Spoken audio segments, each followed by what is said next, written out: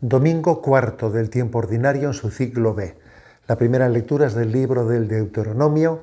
En ella Yahvé hace un anuncio, una promesa a Moisés, anunciándole que en el futuro enviará a un profeta. Dice: suscitaré un profeta y pondré mis palabras en su boca. Por lo tanto, va a tener toda la autoridad de quien habla con la palabra de Dios en su boca. Bueno, pues esta promesa se cumple en Jesucristo. Vamos al Evangelio, que es del capítulo 1 de San Marcos, y ahí se ve el inicio del ministerio de Jesucristo, en el que llamó especialmente la atención cómo Jesucristo expulsaba a Satanás.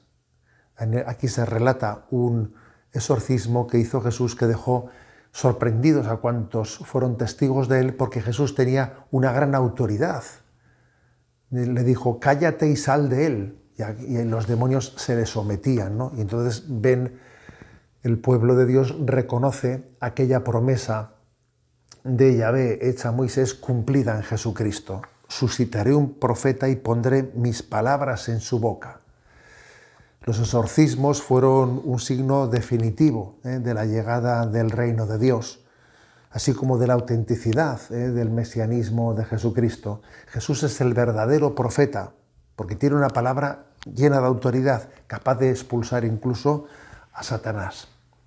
Bien, pero ahora vayamos a la aplicación a nuestra vida de este episodio, porque nosotros hemos sido bautizados en Cristo, y por lo tanto hemos sido constituidos como sacerdotes, profetas y reyes. Somos profetas.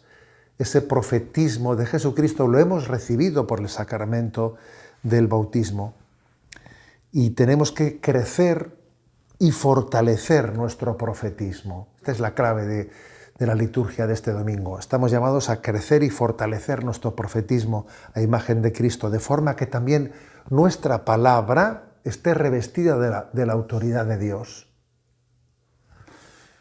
Vamos a hacer algunas aplicaciones prácticas de esto, ¿no? De que nuestra palabra esté revestida de la autoridad de Dios. En primer lugar, que nuestra palabra tenga la autoridad sobre nosotros mismos, que no siempre tenemos autoridad sobre nosotros mismos. Vemos el drama de nuestra impotencia. No tenemos autoridad sobre nosotros, no mandamos sobre nosotros mismos. Es fácil que caigamos en compromisos incumplidos.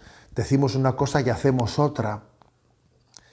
Sin embargo, el hombre nuevo, aquel que ha sido renovado por Jesucristo, el cristiano maduro, tiene autoridad sobre sí mismo. Su voluntad no está enferma. Podemos decir que es dueño de su voluntad. Por lo tanto, tenemos que pedir ese primer don, ¿no? Para crecer en el profetismo, que nuestra palabra tenga autoridad sobre nosotros mismos. En segundo lugar, que nuestra palabra también tenga autoridad sobre los demás. ¿En qué sentido autoridad sobre los demás? En el sentido de que tenga autoridad moral, que nuestra vida, que nuestras palabras estén avaladas por nuestra vida, que nos hagan convincentes y que eso nos permita ser testigos, de manera que incluso arrastremos, ayudemos a otras personas, ¿no? También a la conversión. Que nuestra palabra sea fecunda, que sea palabra también que al estar avalada por una vida, como también aconteció en la vida de los santos, seamos capaces también, por la gracia de Cristo, de ser instrumento de Dios para salvar a muchas almas. Esto es lo que significa que nuestra palabra tenga también autoridad en los demás. Y en tercer lugar, he dicho que lo primero, que la palabra debe de tener autoridad sobre nuestra palabra, sobre nosotros mismos, y que esa palabra también tiene que tener autoridad sobre los demás, ¿no? Pero también podemos decir que nuestra palabra tenga también como autoridad ante Dios, ante Dios. Obviamente lo decimos también en un sentido metafórico, ¿no? Pero el Evangelio dice que si dos o más se ponen de acuerdo en pedir algo a Dios, Dios escucha su petición. Él dice: pedid y se os dará, llamad y se os abrirá. Por lo tanto, Dios también da autoridad a la palabra de los profetas, que pide a Dios y Dios les escucha, ¿no? si no tenemos la experiencia de que Dios nos escucha, es que nos ha faltado desarrollar un verdadero profetismo.